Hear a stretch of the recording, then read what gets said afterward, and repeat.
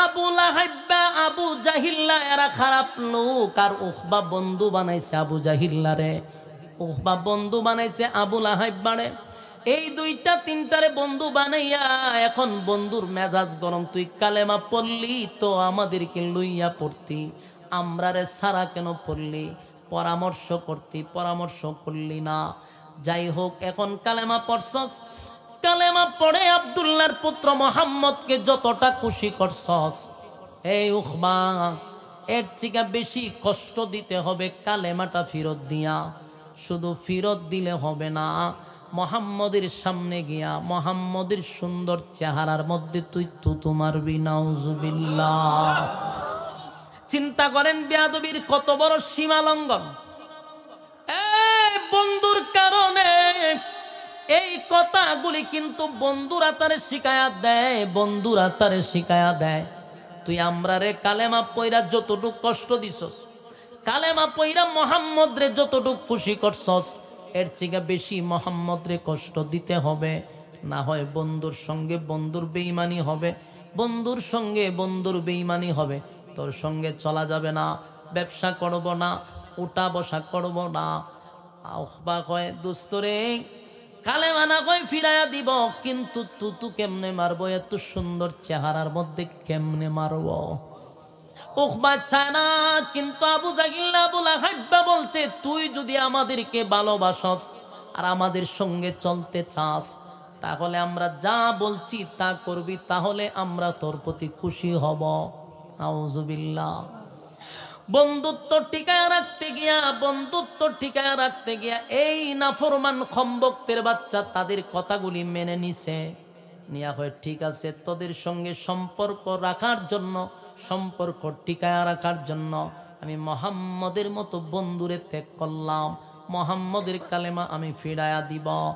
এই কথা বলার পরে আবু জাহিল আর আবু লাহাব দুই তিনজন মিলে আরো 8-10 জন সবাই মিলে তারে বুঝাইয়া শোনাইয়া বলে, চল আমরা এখনই মোহাম্মদের কাছে যাব, মোহাম্মদের সামনে গিয়া মোহাম্মদের কালেমাটা ফেরত দিবি আর মোহাম্মদকে তুতো মারবি।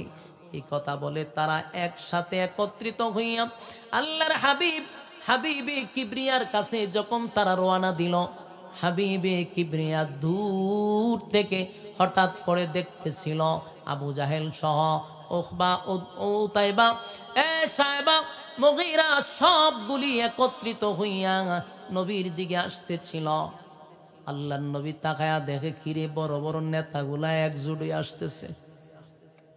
নবীজি তো রাহমাতাল লিল আলামিন, উভয় জাহানের জন্য উনি ছিলেন রহমত। নবীর তো মায়া দয়া বেশি, দিল মাকা দরদ বেশি। নবীর দরদ নিয়া, দিল মাকা দরদ লইয়া নবী তাকায় আছে আর মুস্কি মুস্কি হাসতেছে আল্লাহর পয়গম্বর খুশিতে। সুবহানাল্লাহ। বাড়ি দিয়া হইবা আপনারা জজবা কম, জজবা কম। বুঝতেছেন কথা? নবী তো ভিতর পরিষ্কার এবং রাহমাতাল লিল আলামিন, রহমত দিয়া ভরপুর। তো উনি মনে করছে, এরা মনে হয় গতকালকে যে কালেমা পড়ছেন একা একা, ওহন মনে সব বন্ধুরা লইয়া কালেমা পড়ব। যার ভিতর যেমন তার ধারণা। আল্লাহর হাবিব খুশিতে আনন্দিত হইয়া পয়গম্বর দাঁড়াইছে যে তারা আসতেছে।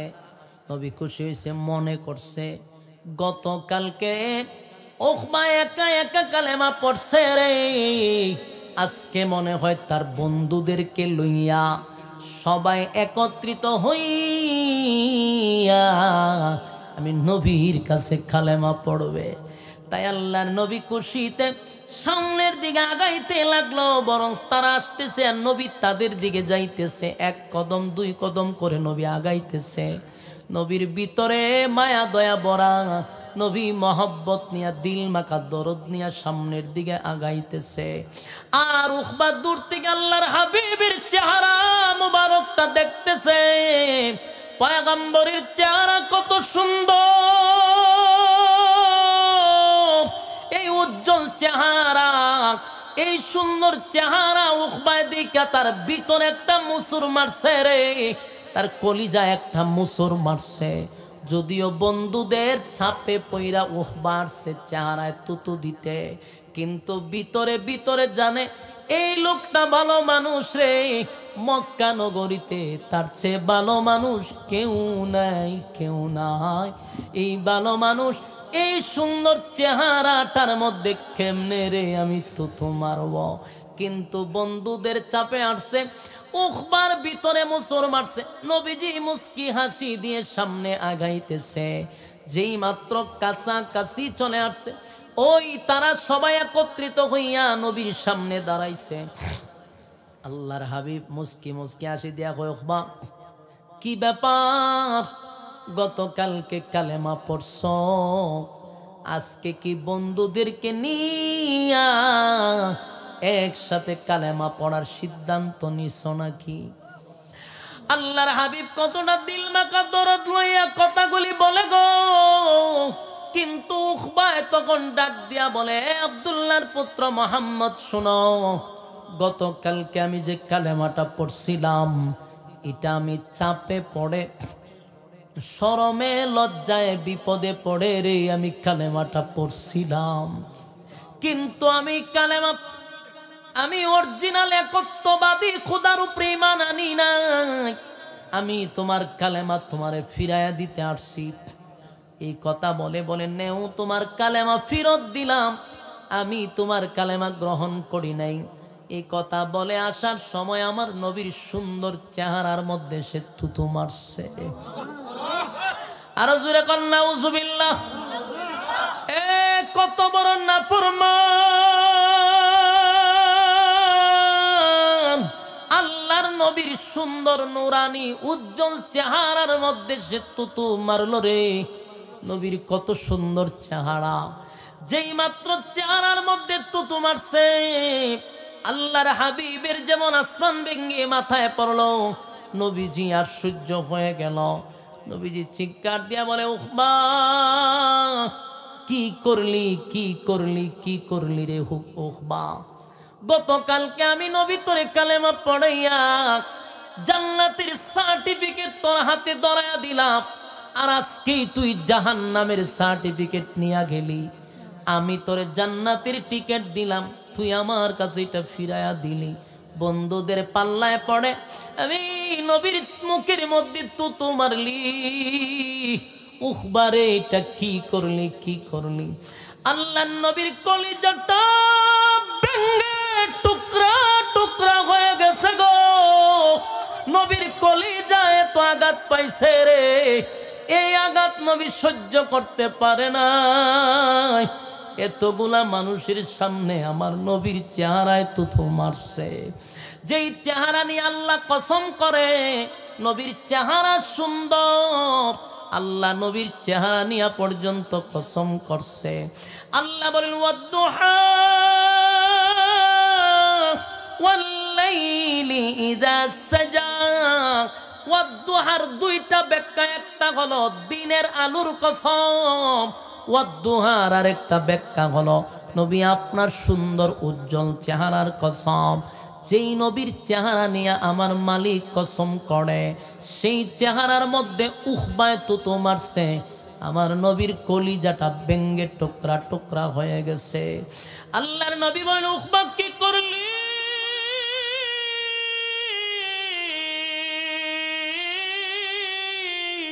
কি করলি, কি করলি? গতকালকে জান্নাতের টিকিট তোর হাতে ধরাইয়া দিলাম রে, আজকে তুই আমি নবীর চেহারার মধ্যে তুতু মাইরা দিলি। আল্লাহর নবীর চোখ দিয়ে পানি পড়ে, নবীর কান্না আমার মালিক বরদাস্ত করতে পারে না। আল্লাহ বলে, বন্ধু কান্দেন না, কান্দেন না, কান্দেন না বন্ধু, আমি সব দেখছি, আমি আল্লাহ সহ্য করতে পারি না। আমি আল্লাহরে যদি কেউ গালি দেয় গো, আমি আল্লাহ তারে গজব দিয়া মারি না। আমি আল্লাহরে যদি কেউ গালি দেয়, আমি তারে গজব দিয়া মারি না, টানা ফালায়া মারি না। কারণ আমি বানাইছি, আমারে গালি দেয় আমার কষ্ট লাগে না। সকালে গালি দিলে বিকালে খাবার রেডি থাকে। সুবহানাল্লাহ। আল্লাহ কয় আমি মারি না, কিন্তু আমার বন্ধুরে যদি কেউ গালি দেয়, আমার বন্ধুর সঙ্গে যদি কেউ বিয়াদবি করে, আমি আল্লাহ এটা বরদাস্ত করতে পারি না। আবু লাহাইবার ছেলে নবীর সঙ্গে বিয়াদবি করছিল, আবু লাহাব বিয়াদবি করছিল, সূরা লাহাব নাজিল হয়ে গেছে। এই আবু লাহাবের ছেলে নবীর বিরোধিতা করছে, নবীর সাথে বিয়াদবি করছে, নবীর সঙ্গে চরম পর্যায়ের বিয়াদবি করছিল আবু লাহাবার ছেলে। তার মানে নবীর মেয়ের জামাই আবু লাহাবের ছেলে এক সময় নবীর মেয়ের বিয়া দিছিল আপন চাচাতো ভাইয়ের কাছে। জামাই হইয়া নবীর সঙ্গে বিয়াদবি যখন করছে, আল্লাহর নবী বলেন, মালিক কোন সময় আমি অভিশাপ দেই না, কিন্তু তার বেয়াদবিটা সীমা লঙ্ঘন করছে, আমি নবী বরদাস্ত করতে পারছি না। আপনার কুত্তা সমূহ থেকে একটা কুত্তা তার পিছনে লাগায়া দেন। সুবহানাল্লাহ। বলেন আমার নবী যদি দোয়া করে, এই দোয়া কি ফিরত আসবে রে? দোয়া ফিরত আসবে না। শেষে দেখা গেল আবু লাহাইবার ছেলে কুত্তার ভয়ে ভয়ে জীবন গেছে। একদিন ব্যবসা করার জন্য সিরিয়া গেছে, হঠাৎ করে রাত্রে তারে বাগে কামড়াইয়া কল্লা মল্লা সিরা সব বাগ বাগ করে লইছে। সাথে সাথে আল্লাহ দোয়া কবুল করেছে। ঠিক উখবা যখন নবীর চেহারার মধ্যে তুতু মারছে, কেমন নবীর চেহারা, যেই নবীর চেহারা বলতে কি নবীর শরীরের মধ্যে আমার মালিক কোনোদিন একটা মশার মাছিরও বসতে দেয় নাই। সুবহানাল্লাহ। এই শরীরে এই চেহারায় মাছি মশা বসে না, শরীর থেকে মেশকে আম্বরের গ্রাণ বাহির হয় গো। আমার নবীর শরীর দিয়া গ্রাণ বাহির হয়, নবীর শরীরে মশাও বসে না, মাছিও বসে না। এই শরীরটার মধ্যে কেমনে রে থুতু মারল? আল্লাহ বলেন, বন্ধু আপনাকে কান্দিল না, আপনার কান্না আমি আল্লাহ বরদাস্ত করতে পারি না গো নবী। নবীর আল্লাহ তখন সান্ত্বনা দিয়া, নবীর সান্ত্বনা দেওয়ার জন্য এই ঘটনারে কেন্দ্র কইরা এই ঘটনাস্থলে আমার মালিক সূরা ফুরকানের 26 এবং 27 নম্বর আয়াত নাজিল করে। এখন বুঝছেন ঘটনাটা কি করছে? কথা কই ওয়াজ করতে এই এতক্ষণে বুঝছেন কেন আয়াত নাজিল হইছে? এই আয়াতগুলি নাজিল হয়েছে এই ঘটনারে কেন্দ্র করে আমার আল্লাহ তখন নবীরে সান্ত্বনা দেওয়ার জন্য আল্লাহ ঘটনাস্থলে আয়াত নাজিল করে জানায়া দেন, ওয়ায়াউমা ইয়া'আদ্দুজ যালিমু আলা ইয়াদাইহি ইয়াকুলু ইয়া লাইতানি ইত্তাখাযতু মা'আর রাসূলি সাবিলা ইয়া ওয়াইলাতা লাইতানি লাম আত্তাখিয ফুলানান খলিলা। আল্লাহ বলে, বন্ধু উখবা আপনার ক্ষতি করে নাই গো, উখবা আপনার ক্ষতি করে নাই। উখবা তার নিজের মাথায় নিজে কুড়াল মারছে, নিজের মাথায় নিজে কুড়াল মাইরা দিছে, নিজের হাতে কালেমা পড়াইয়া জান্নাতের টিকিট ধরায়া দিলেন, বন্ধুদের পাল্লায় পড়ে জাহান্নামের টিকিটটা বাইছা নিছে, জান্নাতের টিকিট ফিরাইয়া দিছে। আল্লাহ বলেন, ওয়ায়াউমা ইয়া'আদ্দুজ যালিমু আলা ইয়াদাইহি ইয়াকুলু ইয়া লাইতানি ইত্তাখাযতু মা'আর রাসূলি সাবিলা। আল্লাহ বলে, বন্ধু সে আপনার ক্ষতি করে নাই, আপনার ক্ষতি করে নাই। এই উখবা জাহান্নামের ভিতরে যেদিন যাবে সেদিন গেন্ডারির মতো, গেন্ডারি বুঝুননি আপনারা? উষার চিনুননি? কেমনে খায়? সাবায়া সাবায়া সিবায়া সিবায়া গেন্ডারি খায়। আল্লাহ বলেন, এই উখবা জাহান্নামের ভিতরে নিজের হাতগুলি গেন্ডারির মতো চাবাইতে থাকবে, চাবাইতে থাকবে আর বলতে থাকবে, হায় আফসোস, হায় আফসোস, হায় আফসোস, হায় আফসোস। নিজের হাতগুলি নিজেই চাবাইতে থাকবে, নিজের হাতগুলি নিজে গেন্ডারির মতো চাবাইতে থাকবে আর বলবে, হায় আফসোস, হায় আফসোস। মোহাম্মদের মতো একটা বন্ধু পাইয়া দুষ্ট বন্ধুর পাল্লায় পড়ে এমন বন্ধুটারে আমি হারাইলাম। আজকে যদি অমুকের ইয়া ওয়াইলাতা লাইতানি লাম আত্তাখিজ ফুলানান খলিলা, অমুকের ছেলের সাথে তমুকের ছেলের সাথে আমি যদি না চলতাম, অমুকের সাথে সম্পর্ক যদি না করতাম, আমি যদি মোহাম্মদ রে বন্ধু বানাইছিলাম, মোহাম্মদের সঙ্গে যদি সম্পর্ক থাকত, তাহলে আজকে আমার পরিণতি এমন হতো না।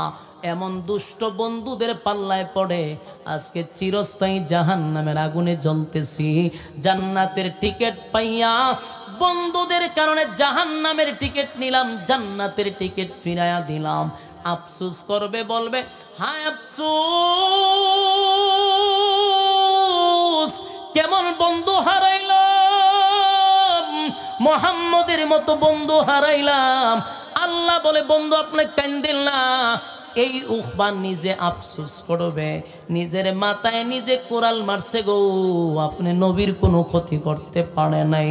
আমার যুবক ভাইরা, এই কিশোরগঞ্জের ভাইয়েরা, মুরব্বী বাবারা, যুবক ভাইদেরকে বলছি, এই ঘটনার থেকে শিক্ষা গ্রহণ করতে হবে, শিক্ষা গ্রহণ করতে হবে। কারণ বন্ধু যদি ভালো না হয়, সাবধান, বন্ধুর কারণে দুনিয়াও বরবাদ, পরকালও বরবাদ। বন্ধু যদি ভালো হয়, তাহলে এই বন্ধু আপনারে নামাজ শিখাবে, রোজা শিখাবে, হজ যাকাত শিখাবে, আপনারে ভালো কাজ করানোর জন্য সে হেল্প করবে, ভালো কাজে আপনারে নসিহত করবে। ওয়াজে গেছে, ভালো বন্ধু হইলে চলো মসজিদে যাই, বন্ধু চলো ওয়াজ মাহফিল শুনে আসি। বন্ধু যদি খারাপ হয়, তাহলে আপনাকে নেকির কাজ করতে দিবে না, সে আপনারে বদ কাজ করার জন্য উস্কানি দিবে, কারণ সে নিজে খারাপ, আপনারে ভালো হতে দিবে না। তাই ইয়ং জেনারেশন যারা আছেন, হাতে পায়ে ধরে বলি, এখনকার জেনারেশন নষ্ট হয় শুধু বন্ধুর কারণে। সম্মানিত সুধী, আমি আপনাদের সামনে দুইখানা আয়াতে কারিমা তেলাওয়াত করছি, সূরা ফুরকান। তো 26-27 নম্বর আয়াতে কারিমা তেলাওয়াত করছি। এই আয়াতগুলি কোন প্রসঙ্গে নাজিল হইছে, আল্লাহ কেন নাজিল করল, কোন ঘটনারে কেন্দ্র করে, কোন ঘটনাস্থলে নাজিল হইছে, এই বিষয়টা আপনাদের সামনে উপস্থাপন করার চেষ্টা করব। রব্বে কারীম তৌফিক দান করুক, আমিন। কোরআন কোন সময় নাজিল হইছে কোনো ঘটনারে কেন্দ্র কইরা, নাজিল হইছে কোনো প্রশ্নের জবাবে, অথবা কোনো সমস্যার সমাধানে। এই তিন সিস্টেমের বাহিরে কোরআন কোথাও নাজিল হইছে না। ভাই ফোনে টুনে কথা টথা এখানে বইয়া কইেন না, ভাই সাহ কথা কইন না। বেচারা খুব ভালো মানুষ, খাওয়াইছে উয়াইছে, খেদমত করছে, সবই ঠিক আছে, কিন্তু কথা কইলে তো আর হইতো না। মনটা মনোযোগ দিই, কথা কই না, কথা কইলে দিছেন বা মার ঢুকাইয়াতে আমার মনোযোগ নষ্ট কই যা না, বর করে লেছে, লরিন না লরিন না, যাইন না যাইন না, তো যান যান, মাইক মেনটা খাওয়াই আনেন। খাওয়ানো গেছে, আপনারা অন্যতা ভাববেন না, এখনো বর করছে না, বইন খাওয়ান রাখাই একদি। সম্মানিত সুধী, তো কোরআন নাজিল হয়েছে তিন কারণের যে কোনো একটা কারণে, হয় কোনো ঘটনারে কেন্দ্র কইরা, আর না হয় কোনো প্রশ্নের জবাবে, আর না হয় কোনো সমস্যার সমাধানে। এই তিনটা সিস্টেমই কোরআন নাজিল হয়েছে। আমি যে আয়াতগুলি পড়ছি, এটা একটা ঘটনারে কেন্দ্র কইরা আল্লাহ নাজিল করছে। এরপরও ওই সূরার মধ্যে এই আয়াতগুলি নাজিল কইরা নবীর আল্লাহ সান্ত্বনাও দিছে। ঘটনাটা হইল, ঘটনাটা বোঝার আগে আগে একটু বিষয় বোঝা দরকার। রাসূল আরবি সাল্লাল্লাহু আলাইহি সাল্লাম যখন মক্কাতে জন্মগ্রহণ করছে, তখন মক্কার মানুষ কিন্তু এত ভালো ছিল না। বাক্কার থেকে মক্কা হয়েছে, হ্যাঁ, মক্কার মানুষ এত ভালো আছিল না। এমন কোনো খারাপ কাজ নাই যেটা এরা করছে না। যত কাম কু কাম, দিনের কাম রাত্রের কাম আছে, কোনো কাম বাদ রাখছে না এরা, সব কাম করুন না লোক। তারা এই পরিমাণ খারাপ কাজ এরা করত, যেই জগৎটাকে বলা হয়তো অন্ধকারের যুগ, বর্বর জাহিলিয়তের যুগ। এরা জীবিত কন্যারে পর্যন্ত খবর দিয়া দিত। আপনার এলাকাতে নাউজুবিল্লাহ আসেনি? মমি সিংহায় পড়ছি তো তো আর মুখ বন্ধ তাহার কথা ওই চাষা এখান থেকে ডিগলার দিতেছে, আস্তে আস্তে হইতে হবে, বেশি জোরে কন যেত না। আমার কথা হইলো আপনারা একটু জোরই হই। বিষয়টা হইল আমরার সন্তান ছেলে হোক মেয়ে হোক, মা বাবার দরদ আছে না নাই? কিন্তু এরা করতো কি, মেয়ে সন্তানটাকে জীবিত খবর দিয়ে দিত। ইটা কত খারাপ আছি নহন বুঝালেন। ওই যুগের কথা, যুগটা খুব খারাপ ছিল। আর রাসূলের 40 বছর পর্যন্ত তো কালেমার দাওয়াতও দিছে না। এই যুগটাও খারাপ হয়েছিল। যখন রাসূল নবুয়ত প্রাপ্ত হইল তখন কালেমার দাওয়াত দেওয়া শুরু করলো। তো কালেমার দাওয়াত যখন শুরু করছে তখনও মানুষ যে সব ভালো হয়ে গেছে বিষয়টা এমন না। কারণ নবীজি 13 বছর খালি মাইরি হয়েছে মক্কায়। এই জাতি কত খারাপ যে তার নবীর উপরে আঘাত করে, জাতি কিন্তু ভালো না। এরকম পরিস্থিতিতে মানুষ এতটা খারাপ, চতুষ্পদ জানোয়ারের মতো এক একটা মানুষ। এত খারাপের ভিতরও এদের একটা গুণ আছিল বালা। কথা যদি মনোযোগ দা না উনেন ফাও উদি আমার সময় কিন্তু টিকে যাইব, কিন্তু আপনি আউতি আর যাউতি কুসনেহি পাউতি, মানে আইলেন আর গেলেন, কোনো কাম হইল না। মনোযোগ দেন, শানে নজরুলটা একটু বুঝার চেষ্টা করেন। এত খারাপ মানুষের মধ্যে এদের গুণ কিছু ভালো ছিল। বলুন, খারাপ মানুষের মধ্যে কি ছিল? গুণ, কিছু গুণ ভালো ছিল, যে গুণটা আল্লাহর কাছে পছন্দনীয়। খারাপ মানুষের মধ্যে কিছু ভালো কাজেরা করত। আপনি দেখবেন যত খারাপই লোকটা হোক, মাঝে মধ্যে দেখবেন কিছু লোক খারাপ কিন্তু হের মোটামুটি সম্মান আছে। সুদ ঘুষ যাওই খায়, নমাজ পড়ুক আর না পড়ুক, কিন্তু একটা সম্মান আছে সমাজ। এরকম লোক আছে না? তাহলে তো নমাজ পড়ে না, রোজাও রাখে না, আরে সুদ খায়, তে ঘুষ খায়, তে সম্মান আছে কে রে? বলে তালাশ করে দেখো এর কোনো না কোনো গুণ, ভালো গুণ আছে। কারণ একটা গুণের কারণে আল্লাহ তার সম্মানী বানায় দেয়। আমার কথা বুঝুননি? বুঝলে হা না কইয়েন, তাহলে আমি বুঝুম, বুঝতেছেন। একবারে চুপ থাকলে আমি চিন্তার থাকি যে আমার ভাষা বুঝছিনি। চিন্তা করেন, খারাপ মানুষের মধ্যে কিছু গুণ ভালো থাকার কারণে আল্লাহ তাদেরকে সম্মানী করে। আপনার ভিতরে যদি কিছু না কিছু গুণ ভালো থাকে, তাহলে আল্লাহ কোনো না কোনো গুণের খাতিরে আপনারা সম্মান করবে মানুষ।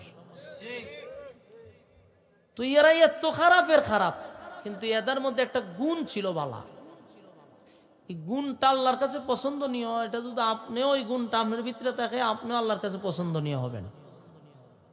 গুণটা হইল, তখনকার মানুষ খারাপ হইল, তারা মানুষকে মেহমানদারি করাইতে পছন্দ করত। মেহমানদারি বুঝুননি? আপনি মানুষকে খাওয়াইবেন, এই খাওয়ানিটা, মানুষকে খাওয়ানি তারা পছন্দ করত। আর মানুষকে খাওয়ানো এটা আল্লাহর কাছে বড় পছন্দ। মেহমানদারি করানো এটা নবীর যেমন সুন্নত, সমস্ত নবীদের সুন্নত, আর এটা আল্লাহর কাছে বড় পছন্দনীয় একটা আমল।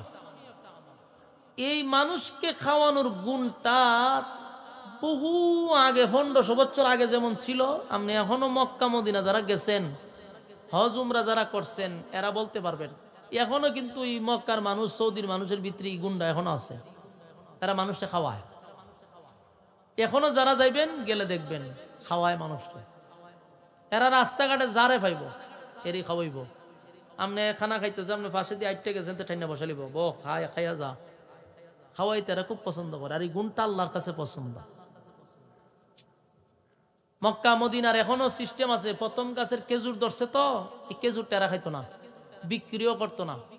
প্রথম খেজুরটা নিয়ে মক্কার সামনে দাঁড় করাইয়া যারা হাজিরা গেছে, এরা আল্লাহর ঘরের মেহমান, এরা খাওয়ায়। এই গুণ এরার ভিতরে এখনো আছে, এরা মানুষকে খাওয়াইব।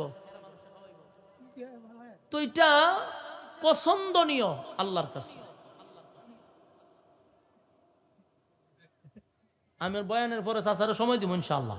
বোন কথা কই না, চাচা সরল মানুষ, কথা কই না, কথা কই না, চাচা সরল মানুষ, তো কথা কই না। আপনি কথা কইন কেন মাঝখান আবার ক্যাসেট একটা লইছেন দিয়ে আপনার সাথে আবার মনোযোগ দেখুন কথা কইন না। এই গুণগুলা আমাদের মধ্যে তাহার দরকার আছে নি? কেমনে থাকবো? এখনকার যুগে দেখেন মেহমান ঘর আইলে বেড়াও খুশি না, বেডিও খুশি না, গাল ভোলায় তো রাখে। ওই মেহমান দাইলো এতে খারে জিগাই আইছে, বেজার হয়, মনে কষ্ট। আর এই মেহমান যদি জামার বাড়ির মেহমান হয় তো আরো সমস্যা, ম্যাডাম আরো ভিল্লা জায়গা। কিন্তু শুনেন, মেহমান যখন আপনার বাড়িতে আসে তখন বরকত নিয়ে আসে। আপনার দুর্ভাগ্য যে আপনি মেহমানদারি করাইতে পারলেন না, কারণ সে কিন্তু ঢুকছিল বরকত নিয়া। আমরা মেহমান দেখলে মন খারাপ করি, চেহারা কালা করি, এর দ্বারা আপনার অভাব বাড়বে, কমবে না। এই জন্য মেহমানদারি করানোর একটা অভ্যাস তৈরি করেন। আমি কথা বলতেছি, কইবেন হুজুর আপনারা যদি মানুষের বাড়িতে খান, আমরা 12 মাস মানুষের বাড়িতে খাইলো, আমরারও একটা গুণ আছে। আমি আমার কথাই কই, অহংকার না, বুঝাই পারলে তাহলে আমার কথা আমল হইব, কারণ আমি যেটা করি এটা কইলে তো বালা। আমার এক বাড়িতে আল্লাহর 12 মাস লোক তাহে মেহমান, ওই আপনারা যাইবেন নাহলে আর এক ফাটি যাইব, আমার তো দাওয়াত দিবেলে যা তি মেহমান তো আমার ঘরে প্রত্যেকবারই যাইতেছে। ডেইলি গিয়া দেখবেন মানুষ আমার মাদ্রাসায় বীর করে বসেছে, প্রতিদিন তাদেরকে হয় নাস্তা খাওয়ান, দুপুরের সময় গেলে খাওয়াইতে হয়, এমনি তো নাস্তা পাতি আছে। আলহামদুলিল্লাহ, আমার ওয়াইফেরও কোনো মন মানসিকতা এত খারাপ না, খুশি, একদিন চেহারাও ভালো হয়েছে না। আর আমি বলছি যে এটা আমার এখানে বরকত নিয়ে আইছে। মাদ্রাসায় গেলে বাবুরসি একজনের জায়গা 2 জন রাখছে, আমি যে খাওয়াইতে থাক, জনমের খানি খাওয়াইয়া দেয়। এবং ই কত কইছি, প্রতিদিন মেহমান আলাদা। শুক্রবার আপনারা যদি যান আমার মসজিদ, 150-200 মানুষ, আপনি গেছিলেন নি? 150-200 মানুষ আমি প্রতি শুক্রবারে এমনিতেই খাওয়াই। এটা একবার কন্টিনিউ মাদ্রাসা শুরু হয়েছে, পরে চলতেছে। আমি বলছি মরার আগ পর্যন্ত চলতে থাকবে। এতে আমার কি বরকত কমছে না বাড়ছে? কমে না। আপনি খাওয়াইয়া দেখেন, মানুষ খাওয়াইবেন, এটা নবীদের গুণ। ইব্রাহিম আলাইহিস সালাম তো মেহমান ছাড়া খাইতেন না, এতে বরকত বাড়ে, কমে না। তো এদের মধ্যে গুণ ভালো ছিল। তো তখনকার সময়ের সবচেয়ে বড় জাহান্নামের একেবারে সিল মারা কিছু লোক ছিল নবীর যুগে। এদের মধ্যে 1 নম্বরে হলো আবু জাহেল, আবু লাহাব, উতবা, উতাইবা, সায়বা, যতটি নষ্ট আছে, ইডি তো খারাপ, কিন্তু এদের মধ্যে গুণটা ছিল কি? মানুষ খাওয়াইতো। তো এরার একটা লক্ষণ ছিল, ব্যবসায় যখন করার জন্য বাহিরের দেশে যাইতো, ব্যবসা করতো, ব্যবসায় যখন বেশি লাভ হইতো, এরা দেশে আইসাই বড় একটা খানার পার্টি করতো। এরা কিন্তু ইমানদার না, সব বেঈমান, খারাপ মানুষ, কিন্তু এই খাওয়ানটা খাওয়াইতো যে ব্যবসায় যখন প্রচুর লাভ হইছে, তে আজকে সবারে খাওয়াবো। তো এদের মধ্যে একজনের নাম হইল উকবা ইবনে আবু মুঈত। হে ব্যবসায় গেছে সিরিয়ায়, গিয়া তার প্রচুর লাভ হইছে। তো লাভ হয়েছে পরে হে মক্কায় আসছে, আইসা চিন্তা করতেছে যে আমি তো একটা খানার পার্টি করা দরকার, খাওয়ামো মানুষকে। তো খাওয়াইবো যে মানুষকে, এর মধ্যে আবার চিন্তা করতেছে খাওয়াইবই যেহেতু, বালা মানুষ খাওয়ামো। কথা বুঝতেছে? এর মনে মনে ধারণা খাওয়াইবই যেহেতু, তাহলে আমি খারাপ মানুষ খাওয়াইতাম করে, বালা মানুষ খাওয়ামো। তো সে চোখ বন্ধ করে দেখছে বালা মানুষ কেনা, গোটা মক্কা নগরীতে আল্লাহর রাসূলের চেয়ে ভালো মানুষের চোখ আর কেউ নাই। সুবহান। সে কিন্তু একেবারে ডাইরেক্ট বেঈমান, সিল মারা জাহান্নামী, কিন্তু তার চোখে রাসূলের চেয়ে ভালো মানুষ কেউ নাই। সে সিদ্ধান্ত নিছে আমি যদি খাওয়াইতে হয়তো ভালো মানুষটি খাওয়াবো। রাসূলের কাছে দাওয়াত লয়ে গেছে। আল্লাহর রাসূলের কাছে তো সবসময় সাহাবায়ে কেরামরা বসে থাকতো, সবারই পেটে খিদা থাকতো। তো এই উকবা গিয়া সেটা বলতেছে যে আব্দুল্লাহর পুত্র মুহাম্মদ, আপনার কাছে আসছি আমি একটা দাওয়াত নিয়ে। কিসের দাওয়াত? বলে খাবারের দাওয়াত। কে আবারই কথা বলছে, আপনি আমার বাড়িতে আগামী কালকে দুপুরের সময় খাবার খেতে যাবেন, আপনার সাথী সঙ্গীদেরকে নিয়ে যাবেন। রাসূল খুব খুশি কথাটা কনে যে সাথী যারা আছে এরা লয়ে গেলে তো ভালো, কারণ পেটের বুক। সাথী সঙ্গীদেরকে নিয়ে খাবার খাইতে যাবেন। রাসূল দাওয়াত গ্রহণ করছে যে অসুবিধা নাই, আমরা যাবো, টাইম মতো যাবো। পরের দিন জোহরক্ত গিয়া দেখে প্রচুর মানুষ আসছে, কারণ হে তো ব্যবসায়ী আবার নেতা, দিকে দিকে ভালো মানুষ দাওয়াত দিছে, বড় বড় নেতা ডিরে দাওয়াত দিছে। এর মধ্যে তার চোখে সবচেয়ে ভালো মানুষ আল্লাহর রাসূল। তাই আল্লাহর রাসূলকে সে আলাদাভাবে বসাইছে সুন্দর করে। আল্লাহ রাসূল ঘরের ভিতরে ঢুকছে, ঢুকে দস্তরখানা বিছাইছে, খানা খাইব, সাহাবায়ে কেরাম লয়ে বসছে। হঠাৎ করে রাসূলের জিহানে একটা কথা স্মরণ হয়ে গেল যে আমি যে খানা খাইতে আসলাম, হে তো মুসলমান না, হে তো ইমানদার ব্যক্তি না, তো একটা বেঈমানের ঘরে আমি আল্লাহর পয়গাম্বর হইয়া খানাটা খাই কেমনে? কথা কি বুঝতেছে? হ্যাঁ, এই কথা কিন্তু দাওয়াত রাখার সময় রাসূলের জিহানে ছিল না, হয়তো আল্লাহ সরাই দিছে। কিন্তু খানা সামনে যে বড় এখন স্মরণ হয়েছে যে আরে এদিন টাটকা শয়তান, এরকম একটা বেঈমানের ঘরে আমি আল্লাহর পয়গম্বর হইয়া খাই কেমনে? না, এটা তো সম্ভব না। রাসূলের জিহানে আসার সাথে সাথেই কয়, এ উকবা দিকে আসো, আমার তো একটা মিস্টেক হয়ে গেছে। কি? যে আমি দাওয়াত রাখার সময় এটা আমার জিহানে ছিল না, এখন আমার জিহানে আসছে যে তুমি তো একটা অমুসলিম, একজন অমুসলিমের ঘরে আমি একজন আল্লাহর পয়গম্বর হইয়া খানাটা খাইতে পারি না, তাই আমারে তুমি ছেড়ে দাও, আমি চলে যাই, আমি খানা তোমার ঘরে খেতে পারবো না। আরবের একটা সিস্টেম কি ছিল জানেন? কারো খাবারের দস্তরখানার থেকে উঠটা যদি কেউ চলে যাইতো না খাইয়া, তিটার মতো শরম লজ্জা আর নাই। মানে এটা সবচেয়ে বড় অপমান যে আপনার ঘরে আমি বইছি, খানা না খাই উঠে গেছি, তার মানে আপনার একেবারে বেজ্জতি করে লিছি আমি। সে আর সমাজে মুখ দেখাই তত্ত্ব না, মানে ধর তোর করতে মানে খানার প্লেট উঠতে জায়গা। উখবায় কয় সর্বনা, যদি এখন মোহাম্মদ উঠটা চইলা যায় তা আমার নেতাগিরি শেষ, আমি যে নেতা ওই নেতাগিরি শেষ। কারণ এমন একটা বালা মানুষ যদি না খাইয়া উঠতে জায়গা, তা আমি মক্কাতে মুখ দেখামু কেমনে? উখবায় মাথা তাত দিয়া কয়, যেটা আপনি কি বললেন? আমি শখ কইরা সবচেয়ে ভালো মানুষটাকে দাওয়াত দিলাম, আমার বাড়িতে মেহমানে ভরপুর, এই মুহূর্তে যদি আপনি দস্তরখানার থেকে উঠে চলে যান, আমার তো মরণ ছাড়ার কোনো উপায় নেই, আপনি কাজ করতে পারেন না। বলল, দেখো আমি তো জিহানে ছিল না, আমার স্মরণ ছিল না, কিন্তু এখন স্মরণ আসছে যে তুমি একজন মুসলিম আর আমি একজন আল্লাহর পয়গম্বর, আমি একত্ববাদী খুদার উপরে বিশ্বাসী, আমি কালেমার দাওয়াত দিয়া আমার এই সাহাবায়ে কেরামদের আমার কাছে ঈমান আনছে, এরা ঈমানদার, এরা মুসলিম, তুমিও মুসলিম, এটা হতে পারে না। উখবায় হয় আপনি সব বনস করে নেবেন, উঠতে পারবেন না, আপনি উঠলে আমি শেষ, হয় আমার এখানে মরণ ছাড়া কোনো উপায় নেই, কারণ মান সম্মান ইজ্জত আমার মাটির সাথে মিশে যাবে, নেতাগিরি আমার বন্ধ হবে। করছেনি মহা মুসিবত। আল্লাহ রাসূল কয়, ঠিক আছে তুমি যদি এরকমই কও, তাহলে আমার একটা শর্ত আছে, শর্ত সাপেক্ষে আমি খানা খামো। আপনি শর্ত কি? বলে, শর্ত হইল তুমি কালেমা পড়ে ঈমান আনো, তুমি যদি ঈমানটা আনো তা আমি একজন মুসলিমের ঘরে বসে খানা খামো, আমার কোনো অসুবিধা নাই। উপায় হয়েছে খাম, এখন কি করি? এখন কালেমা না বললেও বিপদ, উনি যাবো গা, আর উনি গেলে গাও আমার বিপদ, মুখ দেখাইতে পারবো না। সর্বদিক বিবেচনা করে চিন্তা করে দেখলো যে যাই হোক যাই পারব না, কালেমা পড়ে লাই। সুবহানাল্লাহ। তখন বলে যে না, আপনি উঠতেন না, আপনি বসেন, আমি কালেমা পড়ে ঈমান আনতাছি, তাও আপনি যায়েন না। উখবায় কালেমা পড়ছে, ঈমান আনছে। উখবা কিন্তু সাধারণ কোনো লোক না, সে কুরাইশ বংশের, আবার কুরাইশের একজন নেতা, আর পাওয়ার আছে, ব্যবসায়ী নেতায় ফিরে লেছে কালেমা।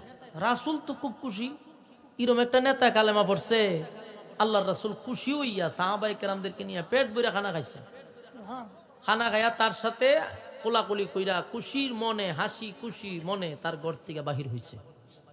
আল্লাহ রাসূল চলে গেছে। তো নেতা যে কালেমা পড়ছে এটা কি আর ঘরে থাকবো?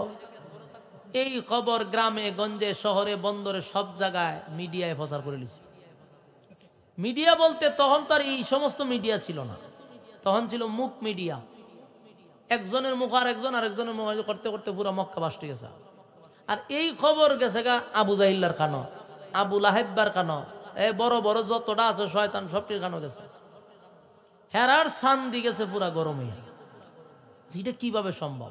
আমাদের সাথে ব্যবসা করে, আমাদের সাথে চলে, আমাদেরই বন্ধু মানুষ, সে একত্ববাদী খোদার উপরে ঈমান আনছে, এটা হতে পারে না। তাই সবাই মিল্লা উখবার বাড়ি ঘেরাও করছে, ওই যে সব শয়তান ডিয়া কেন হয়েছে, আয়া বাড়ি ঘেরাও করছে। আবু জাহিল্লা ডাক দিছে, রে উখবা ঘর আসত? বলে আসি। বাইর বাইরিছে। শুনলাম তুই নাকি কালেমা পড়ছস। অহংকার কথা কয় না, কালেমা পড়ছত নেই বলে পড়ছি। তুই যে কালেমা পড়লি, আমরার সাথে ব্যবসা করস, আমাদের সাথে উঠা বসা করস, তুই আমাদেরকে বন্ধু হিসাবে পরিচয় দেস, ব্যবসায় কি সাথে করস, যত আকাম কুকাম করি সব তোর লইয়া করি। যদি বুতলও খায় তোর একটা দিয়া খাই, বাস্তব নেই। বুতল খায় তাও তোরে দিয়া খাই, যত আকাম কুকাম করি তোরে লইয়া করি, সব কিছু তোরে লইয়া করলাম। আর তুই কালেমাটা বললি আমরারে বাদ দিয়ে একা, এটা তো মাইনা নেওয়া যায় না। তাহলে তুই কি কালেমা সত্যিই পড়ছ? দোস্ত সত্যিই পড়ছি। তাহলে ঠিক আছে, আজকের থেকে তোর সাথে আমাদের আর কোনো সম্পর্ক নেই। সমস্ত বন্ধু মহল থেকে তোরে বয়কট করে দিলাম। আজ থেকে তোর সাথে কোনো সম্পর্ক, ব্যবসারও সম্পর্ক নাই, বন্ধুত্বেরও সম্পর্ক নাই, সব কিছু তোর থেকে আমরা আলাদা করলাম। এই কথা বইলা আবু জাহিল, আবু লাহাব, উতবা সাহেব সবটি রাগ কইরা এর বাড়িতে জাগা। এমনি উখবায় পিছন দিয়া ডাক দিছে, দুস্ত যাইস না, কারণ ডাক দিয়ে আনছে। আমি কালেমা পড়ছি কথাটি হল, কিন্তু কালেমাটা আমি আসলে পলিটিক্সের কালেমা পড়ছি। নাউজুবিল্লাহ হইতেন না। কিসের কালেমা পড়ছে? পলিটিক্সের। পলিটিক্স বুঝুননি? টিক্সের উপরে টিক্স, এর নাম পলিটিক্স। যত টিক্স কাটাইতে পারবেন এটা কয় পলিটিক্স। হে উইটা কয় আমি তো কালেমা পড়ছি ঠিক, কিন্তু এটা পলিটিক্সের কালেমা পড়ছি। মানে রাজুকে পলিটিক্সের কালেমা গীতা বলে ভাই বিপদ হইরা আমার বাড়ি টানছি দাওয়াত দিয়া, সে কালেমা না পড়লে আমার বাড়ির থেকে না খাই উঠতে জায়গা, আমার মান সম্মান সব শেষ। মান সম্মান বাঁচাইতে গিয়া পাবলিকের হাতে শরম পামু বলে আমি বাধ্য হইয়া কালেমাটা পড়ছি। এখন তা বুঝাইলা কয়টা কোন ধরনের কালেমা রে? তা বুঝাইলা কয় দোস্ত সত্যি কস, মুহাম্মাদের কালেমা যে একবার পড়ছে জীবন গেলেও কালেমা ছাড়ে না। আবু জাহিল কয়, আবু জাহিল কয় আমি সুমাইয়ারে মারতে মারতে মারতে মারতে শেষ পর্যন্ত কালেমা ছাড়ে না, বর্ষা লজ্জাস্থানে মারছি। আমি বহু কালো বেলাল রে মারতে মারতে লাল কইরা লাইছি, জিব্বার মধ্যে ফেরাক মেরে দিছি, কালেমা ছাড়ে না। আর তুই কালেমা পড়ছত কালেমা ছেড়ে দিবি? এটা তো হয় না। হয় না, তুই কালেমা ফিরত দে, আর না হয় আমরা সাথে সম্পর্ক বাদ দে। এরা জাগা তে বিজে আবার ডাক দে, দোস্ত যাইস না। কালেমা পড়ছি কথাটি হই পলিটিক্সেরই পড়ছি, এটা অরিজিনাল কালেমা পড়ছি না। এই পলিটিক্সের কালেমা পড়ছি ইজ্জত সম্মান থেকে বাঁচবার লিগা। আপনারা কইবেন হুজুর পলিটিক্সের কালেমা কি? আরে মিয়া পলিটিক্সের কালেমা তো আমরা বাংলাদেশও আছে। আপনারা এই একেবারে প্রত্যন্ত গ্রাম অঞ্চল নরসিংদী কিশোরগঞ্জের মানুষ যদিও এটা বুঝতেন না, গ্রামগঞ্জের মানুষ সরল সোজা যারা সচেতন এরা বুঝবো। পলিটিক্সের কালেমা আমাদের দেশে অহরহর চলতেছে। রাজনীতির আগে দেখবেন, ইলেকশনের আগে দেখবেন পলিটিক্সের কালেমা কারে কয়। হ্যাঁ, রাজীবন আকাম কুকামের পিএইচডি করছে, বুতল খাইছে, নর্তকি নাচাইছে, আর ইলেকশনের আগে টুপি একটা মাথার দিলাম দিয়া কতন বড় বড় মসজিদ, খালি কতন বড় মসজিদ সাথে যে সাঙ্গ ভাঙ্গ আছে, এরা কয় যে স্যার আজান দিছে না তো, আপনি মসজিদে ঢুকে গেছেন। কয় হ্যাঁ রে যা তুই ভিডিও কর, নামাজে সময় লাগবো কইরা করে ফেসবুকে স্যার নেতায় নামাজ পড়তেছে। এটিরে কয় পলিটিক্সের কালেমা। এরা অরিজিনালি কালেমা পড়ে নাই, এরা রাজনীতির স্বার্থে, এদের নিজের স্বার্থে এরা ইসলামটাকে ব্যবহার করে। এদেরকে বলা হয় ধর্ম ব্যবসায়ী। এরা উল্টা আমরারে কয় আমরা হুজুররা ধর্ম ব্যবসায়ী। আরে ব্যাককলের ঘরে ব্যাককল, ধর্ম ব্যবসায়ী কারো হইতে তুই জানোস না। ধর্ম ব্যবসায়ী হলো যারা ধর্মটাকে ব্যবহার করে। আমরা 7 বছর 8 বছর যে মাদ্রাসা ঢুকছিলাম, এই যে পাঞ্জাবি লাগাইছিলাম, এখন 30-32 বছর 33 বছর রানিং, এখনো পাঞ্জাবি কি ভালাই দিছি? তাহলে এটার ধর্ম ব্যবসা করে শুরুর থেকেই পোশাকও দাড়ি যে জীবনে ফটো মরছিন, এরপর তার বেরিলও লাগাইছি না, তো এটার ধর্ম ব্যবসায়ী? এটা আমরা শুরুর থেকে ওই তুই এলে ধর্ম ব্যবসায়ী, তুই হঠাৎ করে দাড়ি লাগাস আবার কাটস, আবার তুই দেখা যায় সাবো বইরা সাদা দাড়ি খাইতে আবার তুই রবীন্দ্রনাথ ঠাকুর হয়ে যাস গা, আবার এমন সাধু সাজ্জা জায়গা। কেরে রে তুই ইসলামটারে ব্যবহার করস কেরে? হ্যাঁ, ইসলাম ব্যবহার করস কেরে? সুরার সুরাগল ধর্ম ব্যবসায়ী তোরা। ইসলাম ব্যবহার করে এরা রাজনীতিতে আসতে চায়। তো আবু জাহিল আবুল আহবার উত্তরসূরি এখনো বাংলাদেশে আছে, পলিটিক্স করে তারা এই লেভেল লাগায়া। বাস্তব না বাস্তব? আবু জাহেল উখবারে উদ্দেশ্য করে বলে, উখবারে আমি জানি মুহাম্মদের কালেমা যদি কেউ পড়ে জীবন দেয়, কালেমা ছাড়ে না। কালেমারে তো পাওয়ার। আমি অনেক মুহাম্মদের সাথী সঙ্গীদেরকে নির্যাতন করছি, কিন্তু কালেমা ছাড়ে না। আমার সন্দেহ লাগে, যতই তুই বলা বলি করস কালেমা তো ছাড়তে পারবি না। কিন্তু উখবায় যে উত্তর দিছে এটা সাংঘাতিক।